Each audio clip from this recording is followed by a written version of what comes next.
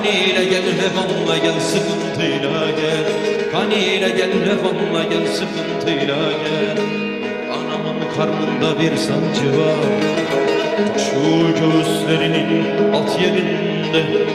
Anamın karnında bir sancı var, şu göğüslerinin alt yerinde. Doğu doğu doğu doğu doğu doğu. Doğu Yusuf, doğu Yusuf, doğu Yusuf, doğu. Kaniyle gel revanla gel sıkıntıyla gel. Anamın karnında bir sancı var, şu göğüslerinin alt yerinde.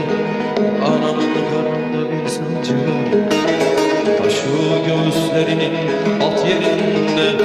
Doğu doğu doğu doğu doğu doğu. Doğu Yusuf, doğu Yusuf, doğu Yusuf, doğu. Kaniyle gel revanla gel sıkıntıyla gel. Kaniyle gel revanla gel sıkıntıyla gel.